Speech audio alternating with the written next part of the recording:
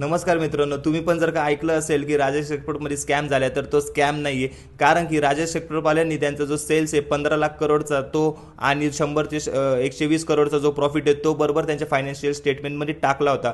पण आपल्या इन्व्हेस्टरनी तो कधी चेक केलाच नाही. हाच एक फर्स्ट अलर्ट होता. आणि इथेच येतो अँकरिंग बायस. अँकरिंग बायस म्हणजे फर्स्ट पीस ऑफ इन्फॉर्मेशन राहते. राजेश एक्सपोर्ट ही एक गोल्ड रिफायनिंग कंपनी हे ऐकूनच खूप सारे इन्व्हेस्टरांनी त्यांच्यामध्ये पैसे लावले. तर कधी त्यांनी चेक केलंच नाही की एवढा 15 लाख करोडचा जर का सेल्स आहे तर त्याचा प्रॉफिट एवढा कमी का. सेकंड अलर्ट म्हणजे अॅन्युअल रिपोर्ट. अॅन्युअल रिपोर्टमध्ये सीईओ, एमडी आणि बोर्ड ऑफ डायरेक्टर आहे यांचं जे रेम्युनेशन आहे, रेम्युनेशन म्हणजे सॅलरी, ती फक्त 4 ते 5 लाख रुपये वार्षिक आहे. आणि महिन्याला जर का बघितलं तर 30 ते 40 हजार. कोणत्या पण सीईओ, बोर्ड ऑफ डायरेक्टर आणि ची सॅलरी एवढी कमी असेल असं शक्य नाही. कारण की ही जी कंपनी ही एक लिस्टेड होती.